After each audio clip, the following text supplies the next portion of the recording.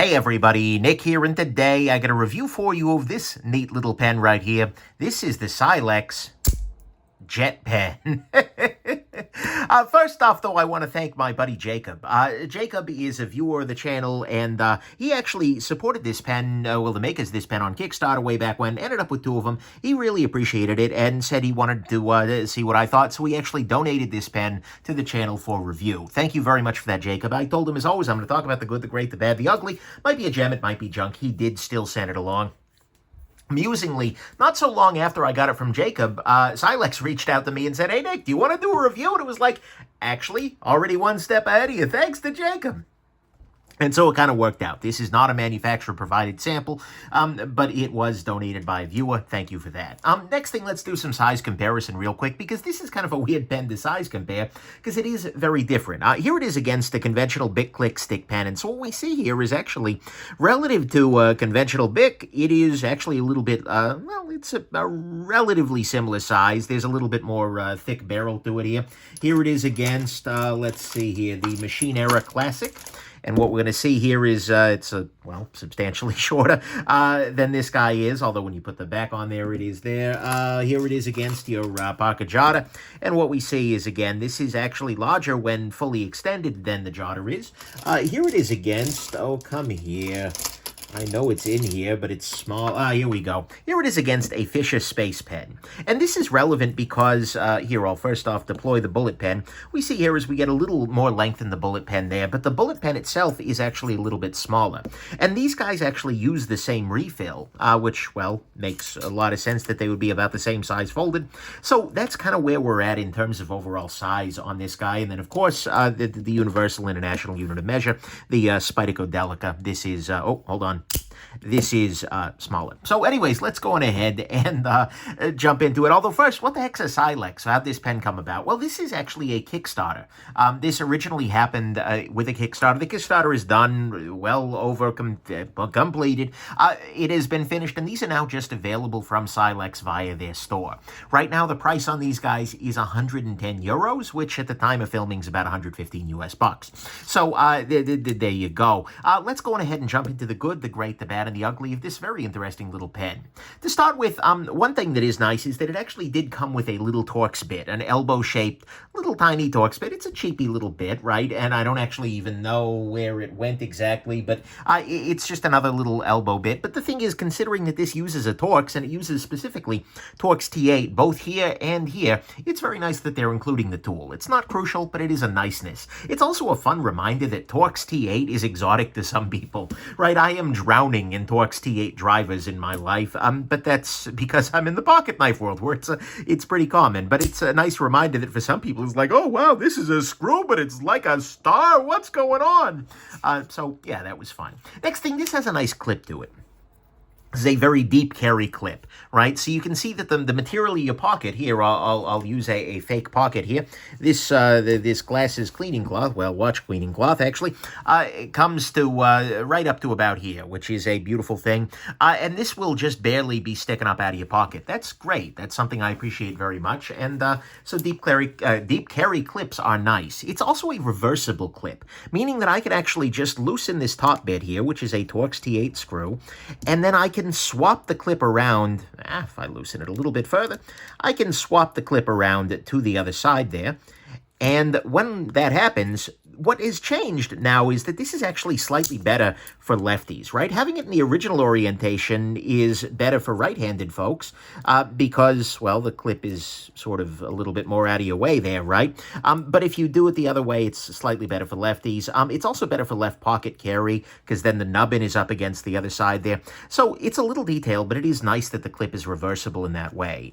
Probably not crucial for anybody, but quite certainly appreciated for some. So there's that. Next thing, this guy is pretty lightweight and compact when folded. I'll go ahead and I'll do the measurement here. What we're going to see here is this guy is coming in just around 10 centimeters, give or take a screw length, right? The screw head, that is. About 4 inches here, and it is actually relatively lightweight. We're coming in here at around, let's see here, 31 grams. Well, okay, it is a European company. I don't know quite why. Come on. There we go. Coming in right around 1.1 ounces, to use a measure that makes very little sense. And if we compare that to the original, to the Fisher Space Pen Bullet guy, come here. I mean, obviously this is lighter, but this is still reasonably lightweight, right? It's not a big, heavy, thick pen, so that's a nice thing. It's also quite compact when folded, which is a good thing, and that can be nice. Next thing, this guy has very, very strong, sorry about that, we got a low-flying plane apparently. But anyways, this guy has spare parts available on the website. If you go on their website, you can get any of the parts of this pen available for a charge, of course, but you could buy a whole new bottom of the pen, right? You could buy a whole new top of the pen. This may seem like it's not particularly useful, given that it's, well, a pen. What do you do in taking it apart? But at the same time, there are definitely weird situations in which having that available, particularly clips, that can be very, very helpful. Oh, by the way, one other thing that's worth noting, by virtue of being able to reverse the clip, you can also rebend the clip. So if your clip gets caught on something and kind of tweaked out, you can rebend it using the pen itself to stabilize it. That's a nice little detail, and it's a nice thing. But anyways, I appreciate them having the ability to repair the pen using external parts because, well, they talk a big game about the environmental impact of this on their website. You know what? That's how you do it right. So that's good. Next thing, looking at this guy, I was a little bit afraid that this was going to be a loud pen when it was closed, but instead, it's pretty much silent. They've got a strong enough spring in there that this really doesn't move at all when it is locked up shut. So that's a nice thing. And finally, on the good side, this is quite fidgety, right? This is using a J-gate style thing. It's basically a bolt-action pen, but in reverse. Most bolt-action pens, I'll give you an example here. This is the, come here, bolt-action pen. Here is the Smooth Precision pens. This is the, let's see here, the V2. And what we see here is that it's the same kind of idea, right? There's a J-shaped gate here, except here I press down to deploy the pen. And in this case, what I'm doing is letting the pen basically fire out that way.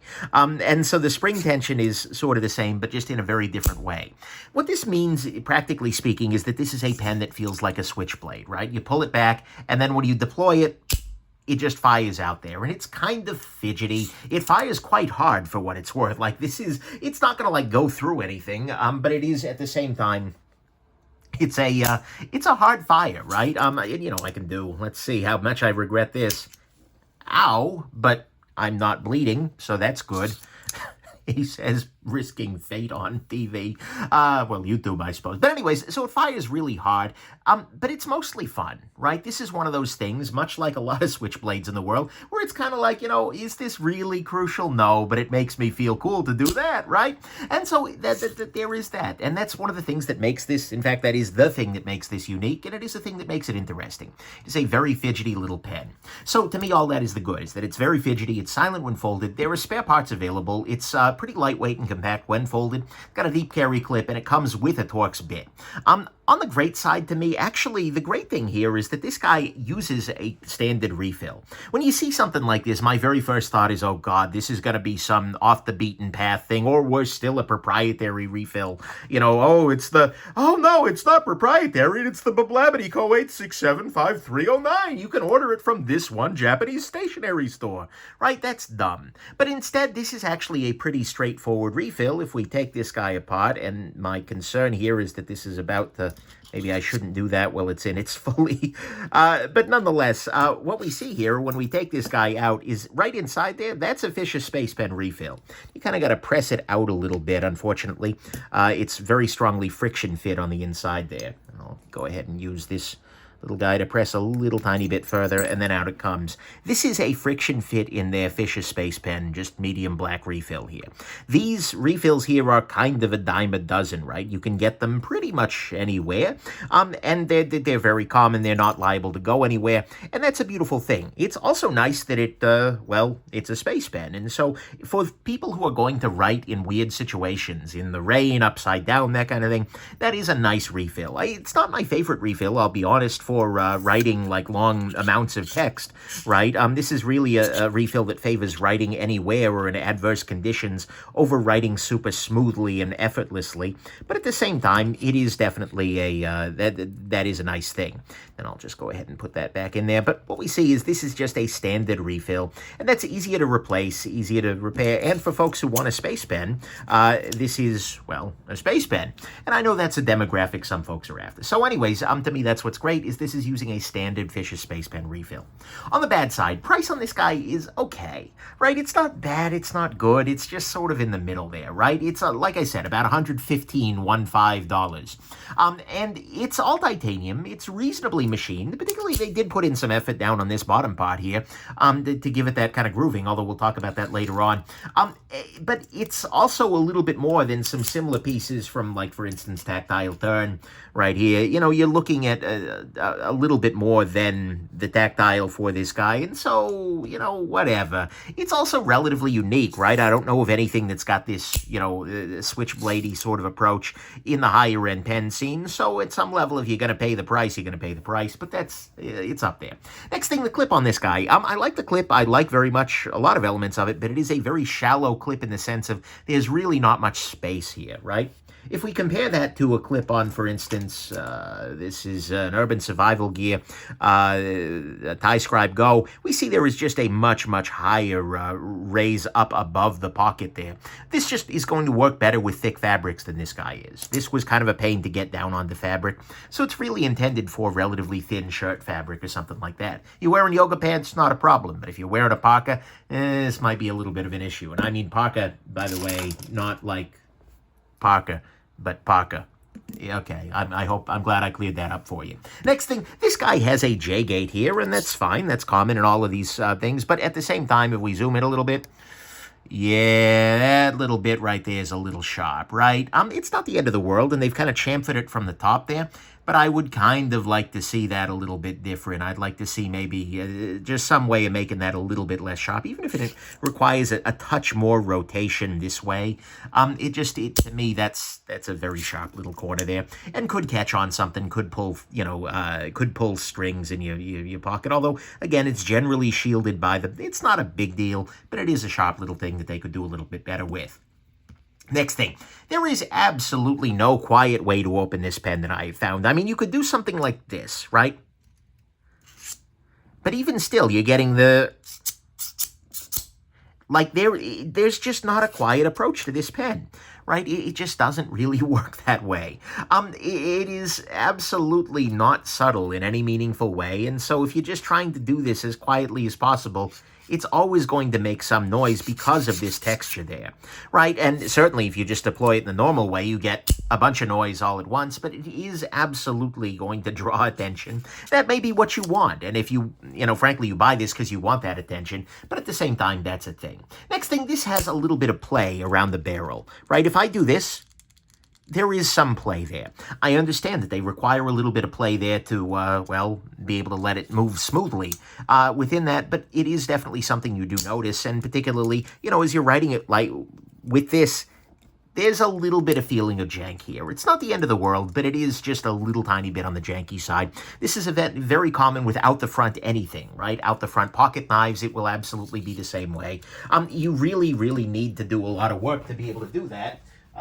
Without that kind of thing, right? There are special mechanisms. This is the Hawk Knives Deadlock, which is an out-the-front pocket knife, and that has done extra things to make that not a thing. But this is just endemic to any kind of out-the-front deployment. In order to move smoothly, you need a little bit of tolerances around there. Well, you need a little bit of gap around there, but that gap in turn leads to vibration and rough, unless you do weird things with it. So that is a thing you're going to have to be, you know, okay with, right? If you want something that has none of that vibration, none of that jank, then you need to do a different kind of pen. Next thing, you do need a Torx T8 driver to change the refill.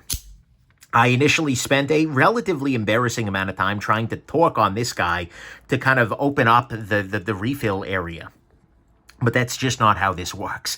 Unfortunately, in order to get the refill, you do need to remove this bolt, as I showed you earlier, and then remove the refill and kind of push it out. It's machined in there. This whole thing is not just like hollow. There is an area that is designed specifically to accept the space pen.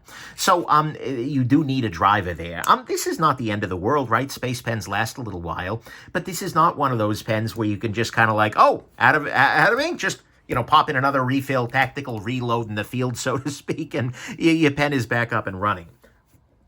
Right? So that is a thing to consider. These days, a lot of folks, at least certainly watching my channel, might carry a T8 driver. But this is a reason why you might need to carry one. Or an extra refill, for that matter. But anyways, there you go. Next thing, I'm going to be real with you here. Functionally speaking, like, okay, the spring loading, it's neat. Right? It's fun, right? It's a little jackassy, let's be real, but it's mostly fun, but it doesn't really win you anything functionally speaking. Because the pen, like if we take a look at it here, the pen right now is just under 4 inches. If we deploy it out further, the pen is, 4 and a third, I'm sorry, 5 and a third, 5 and a third, I can count. Right? Maybe let's do it in centimeters so it's a little bit easier, right? But you're gaining an additional 3.5 centimeters or so on this, and that's not all that much. All things considered, this pen could be perfectly fine to write with at this level, right? There are plenty of small pens that write just fine like this, right? So at this level, it's just not that much better than carrying a short space pen. I'm not going to sit here, and particularly with a little bit of shake there, it's for novelty. It's not a functionality. So if you're looking at this and going, oh, wow, I never knew I needed a pen like that, the answer is you don't. You really don't. But you might want one, and that's okay. Then finally, on the bad side, the deep grooves on this are unfortunately not amazing. I'm going to see if I can show this off, but we'll need the macro in a little bit. Boy, I'm drawing all over myself at the moment. What we see here is that this pen has a very strong grooving going on there. And you might be thinking to yourself, oh, well, that's not uncommon. Lots of folks do that. Well, let's put it up next to the same kind of a pattern from a tactile turn pen. What we're going to see here is this is actually the spacing between the grooves is much bigger. I can't quantify much bigger. I don't have that kind of thread gauge. But at the same time, it's bigger, and it is also deeper, right? And as a result, this texture from tactile turn ends up feeling very nice. It's very tactile. This ends up feeling a little unpleasant to me. This feels like the feeling that you get of holding on to a very tightly threaded bolt or something like that. It feels like, oh, I don't know whether rotating this in my hand is going to be causing little cuts or something. It just doesn't feel very good. I don't like this texture. And particularly when you realize it gives you this, I really don't care for that texture. It's also going to trap crud and kind of be hard to get out of there.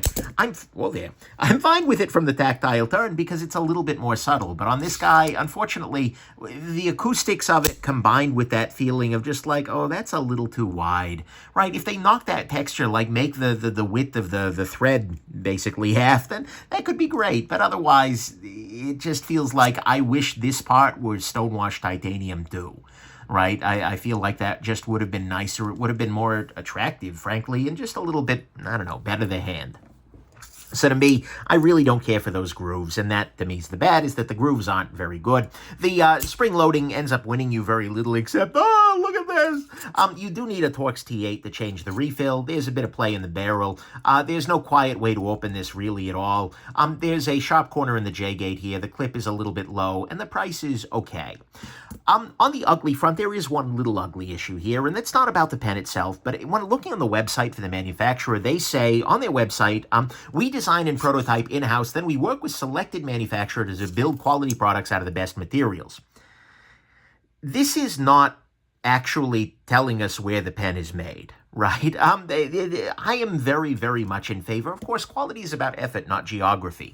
And great material, great things can be made anywhere in the world. The company themselves, I think, is based out of France, Silex, but at the same time, this is not telling us where it's made, but I think it's a very good idea for them to be transparent, at the very least at the level of country, about their sourcing, because there are people who have very strong geopolitical opinions, or sociopolitical, let's be real here, about where they want to buy from and not, and frankly, it can often be valuable, right? So I find it a little bit frustrating that they were obscuring the country of origin, and certainly the factory of origin as well, for these kinds of things. And so transparency is just better for consumers. And I hope that in the future, Silex will be more transparent about where these things are being made. For the moment, if you have strong concerns, you just kind of have to assume it's the place you don't like, right?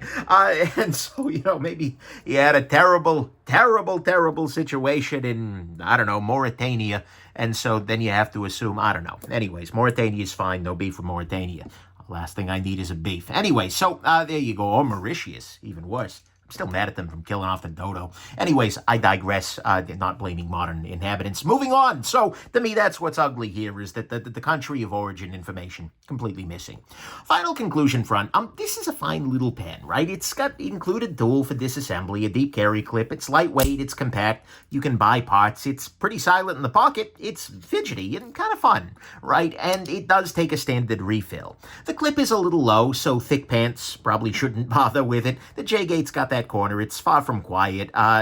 With some barrel play, you're going to need a Torx driver to change the refill. The spring loading is more fidget than function, let's be real here. The deep grooves are not particularly comfortable, and the opacity about sourcing is frustrating. My final conclusion about this guy is ultimately, it's a solid pen, but it's kind of a one-trick pony, right? The only reason that you want this pen at all is because of the one trick that it has, and that is that. Right, if you don't have any desire to have a pen that does that, then you have no desire for this pen. This pen is not a reasonable choice for you, right? Because there were cheaper Fisher Space Pen refills. There were smaller, or refill pens, that is. There were smaller ones. There were slightly nicer ones. There were ones with better machining, right? You can get a whole bunch of other things in a pen if you do not specifically want this. That action, that snick, that boom is exactly what this has going for it. And so you have to want a pen where you move the nub and you get a stick and everyone's like, whoa, is that a switchblade pen? And you're like, yeah. Right, that's exactly what you're getting here. I'm not judging, by the way. It's cool, right? If it brings you joy, it brings you joy. But that is exactly what this pen does. I think there is room for improvement, though, in how it is made separately from that, both in terms of sort of the machining and those tolerances here, the barrel texture, which I really just don't care for, as well as the sourcing transparency. And without those tweaks, or a pretty substantial price drop to reflect the issues, this is not going to hit gem status for me. But if you are looking for a pen right now that clicks harder and faster and just a little more aggressively than anything else on the market, then this guy could very easily jet into your collection. So there you go. Hope this has been interesting to you, and that you have yourselves just an absolutely wonderful rest of your day. Bye now.